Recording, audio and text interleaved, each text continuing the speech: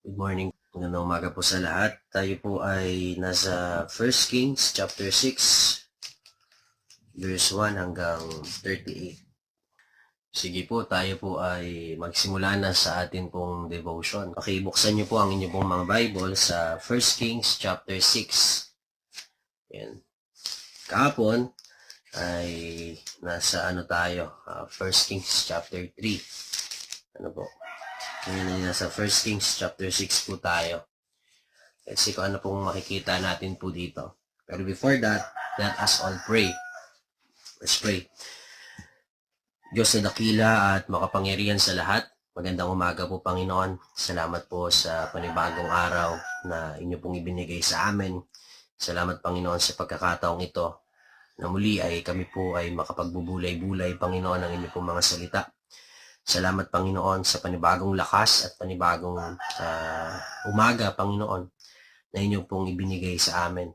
Lord, ang aming pong hiling at dalangin, Panginoon, ipatuloy ka pong mangusap sa amin sa pamamagitan po, Panginoon, ng inyong mga salita at ng lubusan po naming maunawaan ang mga bagay na gusto niyo pong ipagawa sa amin, Panginoon. Bigyan niyo po kami ng pusong handang umunawa at pusong handang sumunod, Panginoon, sa anumang bagay na gusto niyo pong ipagawa sa amin para po sa inyong kaluguran at kaluwalhatian, Panginoon. Lord, hinihiling ko rin po, Panginoon, ang bawat isa ay patuloy pong lumago, Panginoon, sa aming pong mga pananampalataya at spiritual na paglakad sa inyo, Panginoon. We believe, Lord, that our relationship with you will continue to go deeper and you'll continue to use us, Lord God, for your glory. Maraming salamat po, Panginoon, sa umagang ito. Patuloy ka pong mangusap at gamitin niyo, Panginoon, ang inyong lingkod upang ma-lead, Panginoon, ang devotion po na ito. Maraming salamat po muli. Ito po ang aming samod dalangin sa matamis at dakilang pangalan ng aming Panginoong Jesus. Amen. Amen. Okay, good morning po sa bawat isa. Good morning, dito, Kuya Noel, Ate Maki, good morning. Alright, so tayo po ay nasa 1 Kings chapter 6, verse 1 hanggang 38. So buong chapter po ito, ano? Sabi ko nga kahapon, nasa 1 Kings chapter 3 po tayo. Dito po ay nakita natin kahapon kung paano yung kahangahangang karunungan na ginawa ni Solomon, ano po. Dahil ito yung bagay na hiningi niya mula sa ating Panginoon, nabigyan siya ng wisdom upang mailid ang buong Israel na siya ay bilang hari. No? At nagkaroon siya ng mga, dahil sa kanyang kasikatan, dahil sa kanyang karunungan na pinamalas ay kumalat ang balita patungkol sa kanya at nagkaroon siya ng maraming mga kaibigan sa mga karatig bansa, no? Siya na dito yung naging kaibigan niya ang Faraon, no? Sa Ehipto. Naging kaibigan niya rin yung taga Tiro, no? Na si Haring Hiram, na ito po ay yung pinagkunan ng mga materyales sa pagpapagawa ng templo ng ating pong Panginoon. Isa sa mga alam naman po natin, ano, the distinctive work ni Solomon is yung pagpapagawa ng first temple of Israel para sa ating pong Panginoon. No, inumpisahan niya yung pagpapagawa. Ito ay sabi nga sa verse 1 ng chapter 6, sabi dito, 480 taon makalipas na ang Israel ay umalis sa Ehipto. So ang bilang is after nilang mapalaya sa Ehipto, doon sa Exodus, is ang bilang ay 480 taon. 480 years after nung exile, nung paglaya nila sa Ehipto, doon lang sila nakagawa ng temple para po sa ating Panginoon. Sabi pa dito, ng ikalawang buwan ng ika-4 na taon ng paghahari ni Solomon, sinimulan ni Solomon ang pagtatayo ng templo. Ano? Dito po ba makikita natin na meron siyang bagay na sinimulan. Ano? At pagdating ng verse 14, ay nung mga plano na ito, pagdating ng verse 14, sinabi dito ay, at tinapos nga ni Solomon ang pagpapagawa ng templo. Ano? Sa verse 37 to 38, dito po ay natapos na yung templo. So sa mga nakapaloob po na verses dito, ito po yung mga detalye ng templo. Pero pagdating dito ng verse 37 to 38, sabi po dito, ikalawang buwan ng ika-4 na taon ng paghahari ni Solomon nang ilagay na ang pundasyong bato ng templo. Ikalawang buwan ng taon nang matapos ang templo, no ikalabing isang taon ng paghahari ni Solomon. Sa loob ng 7 taon, natapos ang buong templo ayon sa plano. So, dito po ay natapos na niya yung first temple, no, na very historic. At ito ay isa sa mga bagay na nagawa nga po niya dahil sa karunungan na binigay sa kanya ng ating pong Panginoon. And I entitled this devotion, no, tapusin ang sinimulan, no? Kapag ba narinig ninyo yung salitang tapusin ang sinimulan, ano po ba ang inyong naiisip na bagay o mga gawain na inyo pong sinimulan at kinakailangang tapusin, ano? Di po ba pangit tignan kapag ang isang bahay ay sinimulan ng gawin pero hindi tinapos? Ano? Nagiging walang silbi o nagiging masisira lang din ang isang bahay na sinimulang gawin pero hindi tinapos. Walang bubong, puro pundasyon. Ano? Di ba pangit tignan? Ang isang bagay na sinimulan at hindi ito tinapos, ito ay mapapakinabangan siguro maaari ng saglit lang pero hindi siya pangmatagalan kasi hindi nga po tinapos. Ano? Marami tayong mga bagay na, di ba? Kapag sinimulan kang gupitan tapos hindi ito tinapos, hindi po ba pangit tignan? Po ba? Ang mga bagay na sinimulan at hindi tinapos, ito po ay pangit tignan o hindi kaya ay hindi na lang basta mapapakinabangan. Ganun po ang mangyayari kapag kami mga bagay tayong sinimulan pero hindi natin tinatapos. Ano po? May mga bagay tayong inumpisahan pero hindi natin inihahanda ang ating sarili para sa pagwawakas ng mga bagay na ating inumpisahan. Mga kapatid, ang gusto pong ipaunawa sa atin ng ating Panginoon ngayong umaga ay yung lesson about po sa pagtatayo ng templo. Ito po ay sinimulan ni Solomon at kanya pong tinapos. At nung pagkatapos po nito, ito po ay napakinabangan. Sabi po dito, ang templo ay ginawa para kay Yahweh. It was built for Yahweh, for the Lord. Ginawa ito ni Solomon para meron silang central place of worship. Doon po nila gaganapin ang pagpupurit, pagsamba para po sa ating Panginoon. And guess what mga kapatid? Dahil nga po ito ay isa sa mga bagay na kagilagilalas at kahangahangang ginawa ni Solomon para sa ating pong Panginoon, ito po ay nagtagumpay. At kinilala po yung templo na ito at binisita na maraming mga tao dahil sa mga magagandang bagay na nakalagay po dito, no? And you know what mga kapatid? Dahil ito ay para kay Yahweh, ano? Ito ay ginawa niya para kay Yahweh rin. Lahat ng bagay na ginawa ni Solomon, dito po sa part na ito, hindi pa po siya dito nagkakamali o nagkakasala, no? Ay talagang sobrang dedicated ang palasyo, ang templo pong ito para po sa atin pong Panginoon. Now, my question is, paano natin tatapusin yung mga nasimulan na? Ano? Marami pong mga bagay sa buhay po natin na sinimulan natin, pero minsan, di ba, hindi natin natatapos. Hindi natin ilalagay hanggang katapusan. Nasimulan lang natin, no? Ang magandang simula ay maganda. Oh, pero siguraduhin po natin ang mga sinimulan po natin ay dapat po nating tapusin. Number 1, dapat gawin natin ito para sa Diyos, no? Yung mga bagay na sinimulan po natin, dapat gawin natin para sa Diyos. No? Kung may bagay kang gustong simulan, gawin natin 'yon para sa Diyos, hindi para sa ating mga sarili. Ano? Kung meron kang bagay na gustong maabot, makamit, hingin mo sa Diyos at gawin mo para sa Kanya.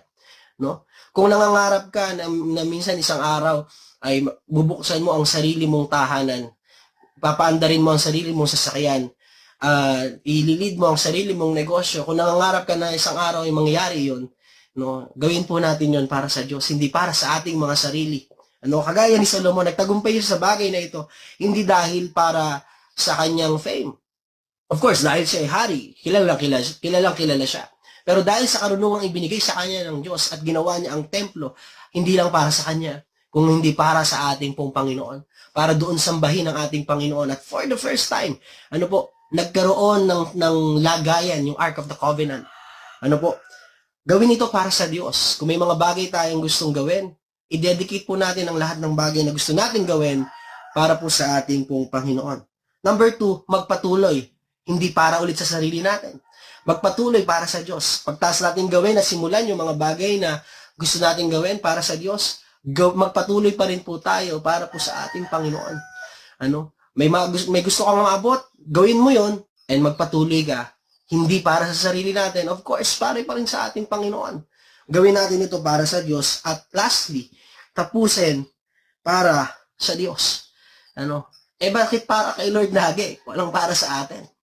He is the real meaning para sa buhay po ng bawat isa sa atin. Kung wala ang Diyos, wala tayo. Amen po ba mga kapatid?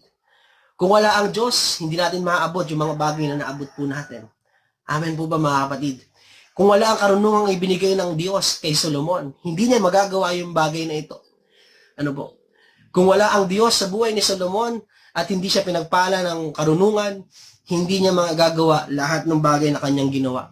Kaya mga kapatid, tayo ay nasa posisyon ngayon kung saan tayo naroroon. Ito ay hindi dahil sa sarili nating lakas. Ito ay binigay sa atin ng Diyos. Kaya gawin natin ito, simulan natin ito para sa Diyos. Gawin natin ito para sa Diyos, magpatuloy tayo para sa Diyos at tapusin natin para po sa atin pong Panginoon. Kaya nga tapusin ang sinimulan, hindi para sa sarili natin, kung hindi para sa kaluwalhatian ng ating Panginoon. Amen? Lahat ng bagay na ating sinimulan, tatapusin mo yon. Hindi para maging kwento tayo na may maganda tayong kwento, kung hindi para mag-glorify natin ang ating Panginoon. Just like what Colossians chapter 3 verse 23 says, ano man ang ating gawin, whatever you do, work at it with all your heart for the glory of the Lord. Gawin natin ito para alang-alang sa kaluwalhatian at kaluguran ng atin pong Panginoon. Kagaya ng nabanggit ko kanina, ang templo ay pinagawa para sa atin pong Panginoon. Sinimulan ang templo at tinapos ni Solomon ang templo. Hindi lang basta mga kapatid, hindi lang basta pangarap na ang sinisimulan. Hindi lang basta pangarap na sinimulan na ipagawa ang templo. Ito ay dapat tapusin. Kaya kung may mga bagay kang gustong maabot, ito ay dapat tapusin. Ito ay dapat simulan at ito ay dapat tapusin. Tapusin para sa kaluwalhatian ng ating Panginoon. Wala po sa atin. Wala po sa atin ang, uy, galing mo naman. Hindi po tayo yon. Ang Diyos po iyon. Kaya nga, umpisa pa lang, bago natin gawin yung mga bagay, i-dedicate natin kay Lord lahat ng bagay na gusto nating magawa. Gusto natin ng magandang buhay, i-dedicate natin sa Lord ang ating buhay. Gusto natin ng magandang sasakyan, i-dedicate mo sa Lord ang lahat ng gusto mong gawin. At ikaw ay pagtatagumpayin niya. Kung ano man yung bagay na gusto mong simulan at pag ito'y sinimulan mo para sa Kanya, tatapusin mo rin ito para sa atin pong Panginoon. At ang lahat ng gagawin natin, ay para kay Yahweh, para sa atin pong Panginoon. Para sa Diyos na nagbibigay sa atin ng tagumpay sa lahat ng ating gagawin. Sa Kanya lamang po ang lahat ng kaluwalhatian at kapurihan. Wala po sa atin. Siya yung nagbibigay sa atin ng lakas. Siya yung nagbibigay sa atin ng opportunity. Sinisimula natin ang mga bagay para sa Kanya. At tinatapos natin ang lahat ng bagay para sa Kanya ring kapurihan. Kaya mga kapatid, kung mayroon po tayong sinimulan na para sa Diyos, I hope and pray na tapusin po natin ito at magpatuloy po tayo at tapusin natin ang lahat ng bagay na ating sinimulan. Hindi po para sabihin ng mga tao sa paligid natin, uy, ang galing mo naman. Kung hindi para sabihin ng mga tao sa paligid natin, once na natapos natin yung mga bagay na sinimulan natin para sa kaluwalhatian ng Diyos, ang sasabihin ng mga tao sa paligid natin, ang galing ni Lord sa buhay mo, Kasi hindi kanya pinapabayaan. And you know what? For the first time, si Solomon po ay gumawa ng history. Sinimulan niya yung isang bagay, tinapos niya rin ito para sa ating Diyos. Yun po yung bagay na masarap gawin. Personally ako po, wala naman talagang saysay yung buhay ko . Wala naman talagang meaning ang buhay ko. Pero dahil natagpuan ko ang ating Panginoong Jesus, nagkaroon ito ng meaning. And for that time, nung dinedicate ko po yung buhay ko sa Diyos, pagbalik ko po ng seminary, ang sabi ko kay Lord, Gamitin mo lang ako sa mga bagay na pinakakaya kong gawin. Sa lahat ng potential ko, gamitin mo lang ako. Hindi para sa akin. Para sa kaluwalhatian mo, Lord. You know what? Mula nung ibinigay ko po ang buhay ko sa ating Panginoon at ang bawat isa sa atin, pag binigay po natin ang buhay natin sa ating Panginoon, nagkakaroon po ito ng meaning. At yung mga bagay na gusto nating simulan, mga bagay na nasimulan na natin, ginagawa na natin yun hindi para sa sarili natin, kung hindi para sa ating Panginoon. Kaya kung may mga bagay po kayo na gustong simulan, I challenge every one of us na gawin po natin ito para sa ating Panginoon. Hindi para sa ating mga sarili. And as I close, sa ating pong devotion, di ba po, ang templo ay ginawa para kay Yahweh, para kay Lord. The temple was built to honor the Lord, to honor God. And right now, meron din po tayong mga templo. Amen? Sabi ng Bible sa 1 Corinthians chapter 6, our body is the temple of the Holy Spirit. Yeah, yung katawan po natin. Itong katawan natin na ito po ay templo ng banal na Espiritu. Let us honor God sa pamamagitan po nito. Amen. Kaya yung bagay, yung buhay po ng bawat isa sa atin, ito po ay kaloob ng Diyos. Gamitin po natin ito para sa kanyang kaluwalhatian. Kung ano man yung bagay na sinimulan ng ating buhay para sa ating Panginoon, gamitin po natin na magpatuloy tayo para sa kaluwalhatian pa rin ng ating Panginoon. Sabi ko nga, di ba? Ginamit na rin naman natin ang ating katawan para sa kanyang kaluwalhatian. Sana wag din natin gamitin yung ating katawan para sa kasisira nito. Remember, nung mga nakaraang passages po natin nung nakaraang Sunday, nagwala si Jesus doon sa labas ng templo dahil sabi ng ating Panginoong Jesus, ang sambahan ng aking ama ay ginawa ninyong kuta ng mga magnanakaw. Nagalit siya dahil madumi yung templo. Naging baboy yung templo. And you know what, mga kapatid? Kung lilinisin kaya ni Jesus ang ating mga puso, bilang ito ay templo ng banal na Espiritu, magagalit din kaya siya. O baka sa loob ng ating mga templo, ng templo ng puso natin, baka may nagtitinda rin ng mga kalapate. No? Kaya magagalit pa rin ang ating Panginoon. Pero, mga kapatid, ang Diyos din po natin, hindi niya sinisimulan ng bagay na hindi niya tinatapos. Amen? Lahat ng bagay na sinimulan ng ating Diyos sa buhay po natin, tinatapos niya po ito. Sabi ng Philippians chapter 1 verse 6, that the God who started this great work in me will finish it until the day of the return ng ating pong Panginoong Jesus. Kaya nga mga kapatid, ang challenge sa atin ng ating Panginoon, kung ganun yung ginagawa niya, tinatapos yung mga bagay na kanyang sinimulan, hindi mo ba dapat garin natin gawin yon? Again, hindi para sa ating kaluwalhatian, kung hindi para sa kapurihan ng ating Panginoon. Hindi para sabihin ng mundo na ang galing-galing natin.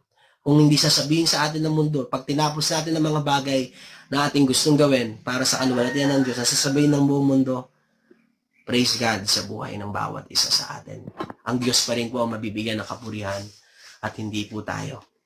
Yun lang po ang ating devotion ngayong umaga. I hope and pray na sisimulan natin yung araw natin para sa ating Panginoon at tatapusin natin ito para din po sa ating Panginoon. Magandang umaga po at let us all pray. Diyos na dakila at makapangyarihan sa lahat, maraming salamat Panginoon sa umagang ito. Lord, I pray na ang bawat isa sa amin ay gamitin niyo po para po sa inyong kaluwalhatian. Salamat Panginoon sa buhay po ni Solomon, sa kanyang sinimulan at sa kanyang tinapos. Ito Panginoon ay ginawa niya hindi para sa kanya kung hindi para sa iyo. That's why Lord, I pray na ganoon din po Panginoon na maging response namin ngayong araw na ito. Sa bawat gagawin po namin, ay gawin namin ito hindi para sa amin kung hindi para sa kaluwalhatian mo. At magpatuloy kami, Panginoon, hindi para sa amin, kung hindi para pa rin sa kaluwalhatian mo. At tatapusin namin yung mga bagay na aming sinimulan para pa rin sa inyo pong kaluwalhatian. That's why, Lord, I pray na pagtagumpayin niyo po ang bawat isa. Ang bawat gawa ng aming mga kamay, Panginoon, ay maging pagpapala para sa mga taong nakapaligid sa amin. At ang bawat gawin ng aming mga kamay, Panginoon, ang mga trabaho na gagawin nito, ay magiging matagumpay dahil kayo, Panginoon, ang siyang nag-lead sa amin. Lord, we ask for your Holy Spirit to continue to lead us, Lord God, sa buhay po ng bawat isa. And I pray, Lord, na patuloy niyo pong pagyamanin ng bawat mga talento na ibinigay mo, Panginoon, at pinagkaloob. Nakagaya ni Solomon, Panginoon, siya po ay humingi ng karunungan at ginamit niya po ito, Panginoon, para din sa iyo. Kaya kung ano man, Panginoon, yung mga bagay na inyo po ibinigay sa amin, Lord, ibibigay po namin ito, Panginoon, para po sa inyong kaluwalhatian at kapurihan, Panginoon, sa amin pong mga buhay. Kaya naniniwala ako, Panginoon, ang bawat mga sitwasyon na meron po kami, kayo po, Panginoon, ang siyang patuloy na nasasama sa amin. Akin po itinataas, Panginoon, at nilalapit po sa inyo ang bawat isa sa Panginoon.